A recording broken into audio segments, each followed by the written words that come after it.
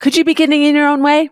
Well, I have a guest today that's going to help you think that through, so stay right where you are. Welcome to How to Get What You Want. This podcast is for driven women ready to claim their goals and navigate their careers with clarity and confidence. Join me as we explore real stories, tools, and strategies to help you steer your career exactly where you want to go. Let's get started on helping you get what you want. Hey, welcome to Leaders with Leverage. I'm Susie. I'm so glad that you made the choice to be here today because I have a very special guest, I would say good friend, newer friend. I would say we're good friends. How are you, Jeff? Doing great. Before we jump in, tell people a little bit about what you do now, a little bit about your background, because that's going to really color our conversation. So I started my career out of college with AT&T, the largest company in the world at that time, over 1 million employees, started as an IT software developer, and then had various roles there, moved to Sprint, again in an IT role. But I slowly navigated to using technology for sales and marketing initiatives to increase return on investment. So what I do now is I created my own podcast that launched in January 2023 called The Corporate Couch. Work stories I only tell my friends. And Susie was a guest, and we're publishing that episode in December of 2024. Yeah, so I've had joy to do that. I love the hosting. I love the creative part of it.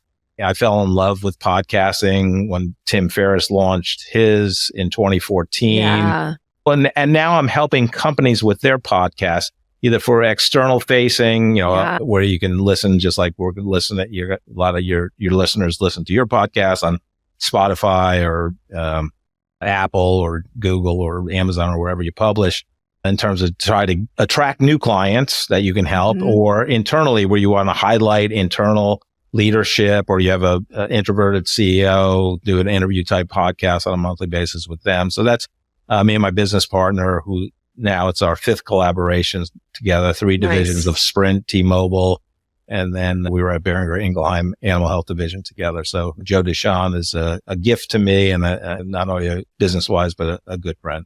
So one of the things that you and I were talking about before we jumped on and started recording was, in your spare time, you do a lot of mentorship around helping people ask for what they deserve or their value, or helping them interview. So we were talking about that whole idea of how we can get in our own way and how you help people navigate that. I've been in involuntary job transition about 9 times. So if I started with a company or a division or something was going to happen. They were going to relocate, or they were going to shut down, or whatever it was. And I felt empathy, especially the job seekers in general, but really people that fit 2 groups. One is that person that maybe worked 15 years at a company, hasn't looked for a job since, college, and they got this one. And then the other group, which is a similar situation, but probably even worse, is that recent college graduate, because, universities, colleges, for the most part, they give you the degree, or you earn the degree, I should say, but they don't teach them how to get a job. And it's not just getting a job, because that's tactical. It's more about, hey, you have ownership in getting a job. You are interviewing the company and the person, you're going to work for as well.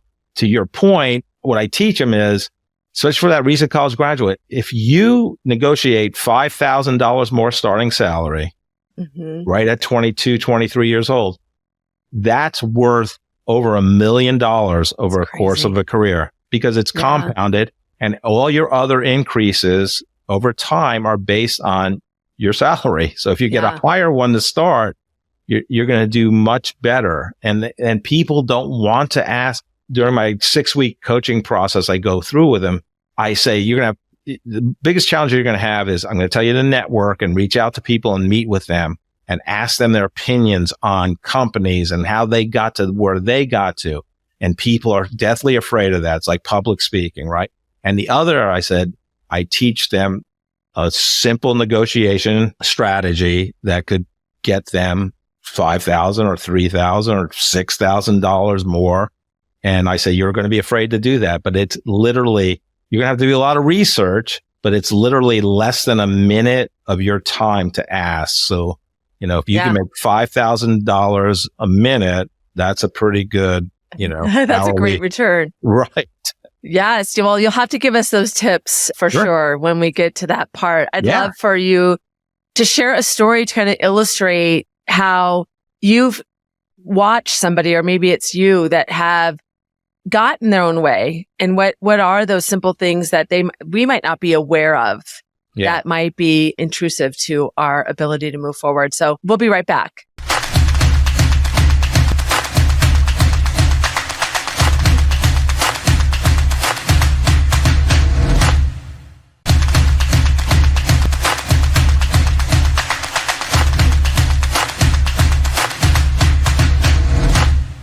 All right, Jeff. So you have so many people that you work with and you've given advice from. Can you single out a story that you can share, and let's talk about what were the stop start kind of things in that experience with that person? Basically, what I teach them is do your research on the job and similar jobs and what those jobs are paying. So now with Glassdoor and Indeed, you can look at salaries of positions, and you could do your own research, talk to people that have those jobs. And some people are okay with sharing salary and things like that. And it's just asking for more. You go in there with 3 levels of here's what I need. So the bottom level is hey, I'll take this job, and that's the minimum I'm going to take it for. The middle level is if I get this, I'm really happy. And then the highest level is I'm ecstatic if I get this. Yeah. And it's just not asking for more money. You have to have basis for it, right? So that's where you come with the fact-based research. I worked with somebody, they were not happy with the offer, but they got basically a $5,000 salary increase and a $10,000 signing bonus and more days off, because it's not just about salary. Now, you want more salary if you can get it. But, for me personally, one time they said, we cannot move on this salary. And I had provided all this information from other companies of what they pay, but I got, a signing bonus that was, basically a 20% of my salary. Now that's good, but it's a one-time thing, right? Yeah. You have it and it goes away, but it's something to negotiate. And those factors, even asking that question and not being limited by this is what the offer is, take it or leave it. That they don't say that, but that's how we sometimes interpret that. Wouldn't you agree? Yeah. Yeah, and that's a great point, because here's how I tell them to start that conversation. Just you're ecstatic about working here, and thank you so much for this opportunity. I'm going to help us do great things together. So show that passion, show that you're grateful for the offer, and that's how you start it. And literally, it outside of the research, you just say, based on my research, I think this job salary is, you offered X. I'm thinking it's X plus $10,000 based on my research. And then it's silence. Don't say anything. And it's hard, but because let that person talk and see, because they're not going to rescind the offer. If you're respectful, you have basis for it. People respect that, especially if every salesperson should do it, first of all, because that's what you do. The other thing is they expect that. They hear that a lot. And I also think that's so funny that we can get in our own way. I can remember myself feeling this way, that, if I ask for more, they'll think I'm ungrateful and they'll just take the job away. They'll take the offer away, but they want you. Right. And even if you can say it, you don't have to say, give me this or else. Like you said, it's all about your frame. Like, is there some room? I was really looking for a higher number. What can we do together? Can we be creative together? Right. And that can unlock some other opportunities, pieces of leverage, if you will. Now, I don't know if I should say this, but I'm going to. I did rescind an offer one time because the person took some bad advice. The person was a contractor for us, and we had an opening. They were getting advice from the person that was leaving because they worked together. So this person worked with us and was very aggressive and basically demanded the increase, where I actually did give the person an increase in salary from what they were making. So it wasn't like I'm trying to get the person on the cheap, and we had not gone to written. It was a verbal, and I rescinded it because I was not grateful. So I'm like, we can't have that here. So it is all about reading the room and reading what that is. You can't just ask for $1 million if there's not $1 million available. But I had a person to take a kind of internal view. He was being asked to oversee a whole new area of the business, and he really didn't want to do it for a lot of different reasons. He loved his team and he wanted to stay there. And he decided, to your point about floor, ceiling, really understanding what would make you ecstatic. He asked for a lot of money, and there wasn't a set budget for that role. And his boss really thought he was going to be the one to do it. And she wanted to make him successful. And so she said yes. And so you never know. You have to really make the decision on your own about what is going to make you happy. Yeah. And if that person that you rescinded decided that that was the only way and they chose to not pay attention to the signals that you were providing, that was a choice they had to make. Yeah. And really, sometimes you just, even without basis, a ton of research, you can say, based on what I know about this role, I'm thinking it's worth $5,000 more salary. Yeah. And I recently coached somebody to say that, and they got it. You have to at least ask. Yes. And it's always funny to me that people are afraid to do that, especially if they don't have the experience to do it. It feels awkward. And especially internally when you have too much information. I know we've been going through layoffs. I know we have had budget crunches, but still being able to time it, be thoughtful about it, and being rational about what you're asking for and looking at the value. And I know you and I we had some formative years in our professional career, you at Comcast and myself at Sprint, now T-Mobile. But, I'm pretty sure it was probably similar at Comcast, but Sprint had, the midpoint, the high, the low. So you knew the salary band.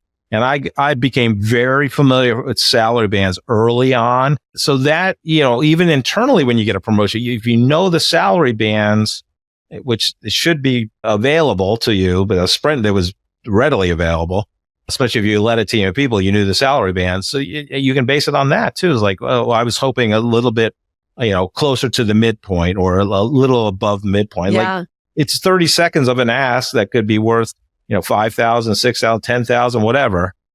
A little bit of uncomfort. And, yes. And when you have the data, it's harder to negotiate with ambiguity. And the clearer that you can get, the better that you can drive toward that end. And even if they don't give it to you, the other thing I coach about is, if you're starting with a new company, or you say, if you have no room to move now, can we agree on some 6-month objectives that if I achieve them, I can get $5,000 more in a salary increase or something, whatever it is, right? Yes. It's not a negotiation. It's just not in that time and place. You can definitely set that up.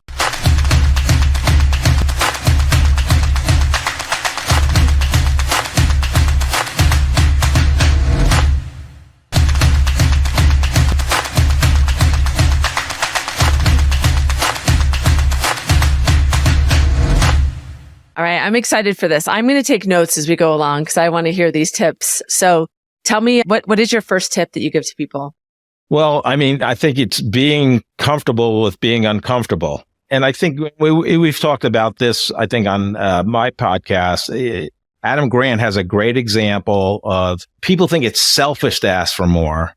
But whether, you're supporting a family or part of that, with you and your partner supporting a family, think about them. Like, money allows you to do things, and it's not the end all be all, but it does provide things that a family would like. So think about the bigger picture and not just being selfish. And even if you are just a person that you support yourself, it's just like money provides you things that you can do fun things with. So don't, think about those things when you're in this place to make it more comfortable for you. Yeah. And so it's really analyzing and taking the time to understand what might be blocking you, getting in your way, and being able to zoom out and reframe that for yourself.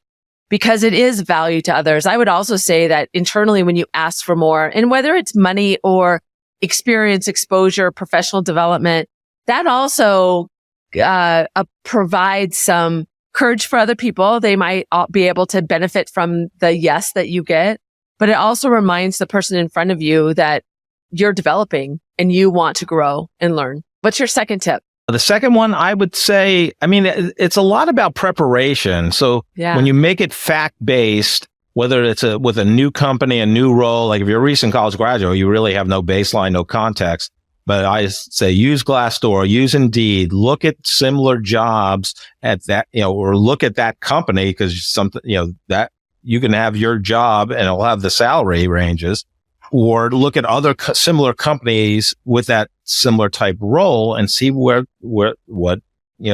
people are paying, or do the research. If you knew people that worked at that company, ask them, because then you make it fact-based. And if you're an internal, like if you get, it's time for salary review time, annual review, come in with your accomplishments. Make sure you document your accomplishments, because you make it more of a fact-based conversation versus I want more money. And framing it, it's all how you frame it and say, I've been contributing to this level, and what I've been able to do through my leadership with my team. And these are the metrics that we've accomplished. This is what we said we were going to do, and this is what we did. And looking at the data about how other people are compensated, and then stop and see what the other person says, because you're kind of asking them out of curiosity, what am I missing here? Would you agree? Yes. 100%. And then you can get some clues on what are the barriers that they have, because they might say, well, we don't have time now, or we don't have the budget right now. But then that opens the door for you to say, okay, then let's agree on when this can happen. Right. Is that advice that you give too? Yeah, exactly. So I would say my third tip would be, it's not just salary. One of the main things I'm big on for myself, as well as the people I lead, less talk about your personal development, right? Yeah. So, people, may be happy with their salary on a new job offer, but you can ask them, what else could I do for you? And they say, well, I may want to go to a seminar that's $1,000. You're like, okay, that's great. That's an easy give, right? Or they may want more vacation time. I worked at a company where there was no negotiation on vacation time. Everybody got the same, from the CEO to, and I actually, kind of circumvented it. I said, here, you get these 5 days for free. It's an agreement between you and I, because that person in a previous job was going to get 5 more days because of their tenure. So I just said, vacation days are easy to give, in my opinion. Yeah. Like, who cares? You don't count the number of hours you work, if you're salaried. So why do you count the number of hours you're off?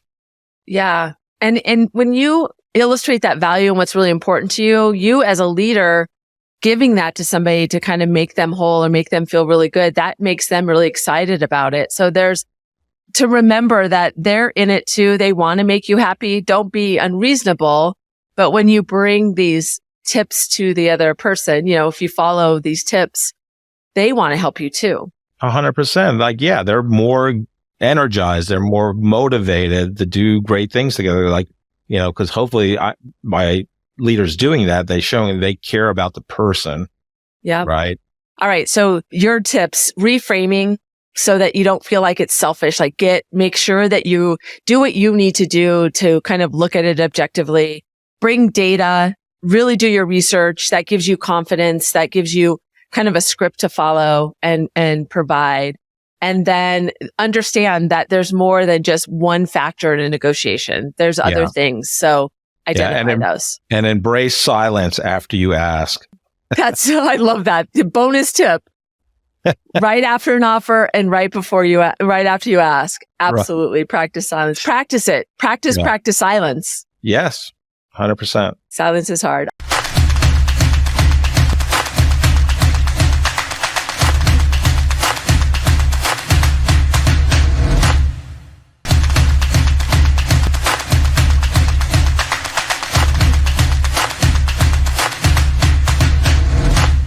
So there's a lot of people at the table. It would be interesting to kind of flip the script and look at it from the other side. What's your perspective on that?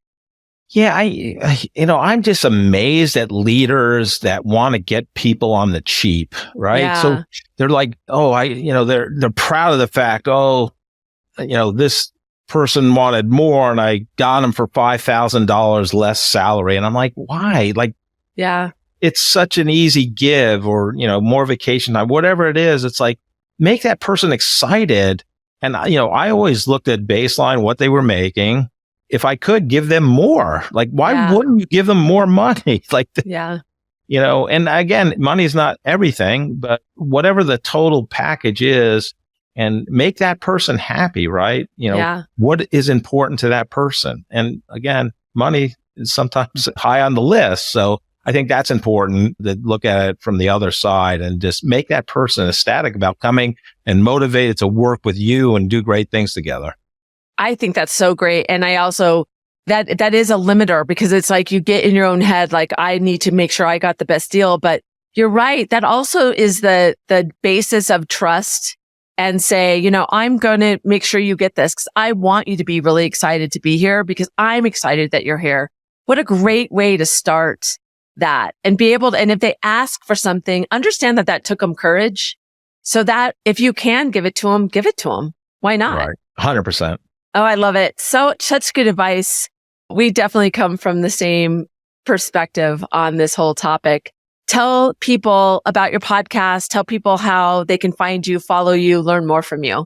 It's the Corporate Couch. Work stories I only tell my friends. I interview great leaders and with their career journey, a little bit about their origin story. And it's really showing kind of a hero's journey that they go through and transform as a leader. And so you can find me on LinkedIn, or I'm on Instagram, Corporate Couch. And as well as I help companies to have a turnkey approach to their own podcast, whether for internal purposes or external facing, to attract more clients that they can help. So, through hosting and editing and publishing videos for that podcast. So make it turnkey for them. So yeah. That's such a great idea for companies to do if they're not doing it, especially. I know some of the bigger companies just do that. But for internal uses, like being able to hear leadership stories and be able to share that greatness, that wisdom internally, that builds that influence and connective tissue within the culture. So it's so great. Especially if those people are, in different locations, that you get to know people that you work with and hear their story. Yeah. Well, thank you so much for being here, Jeff. It was such a privilege and an honor. And people thought, the reason I got connected to you is because your podcast is so popular. So I'll make sure that we have everything in the show notes for people to find it. Check it out for sure. Seth Godin was just on. So that's a pretty big name. That's pretty cool. So make sure you find Jeff. Thanks for listening. We're glad you made the choice to be here today. And as Jeff knows, negotiation is more than a skill, it's a mindset.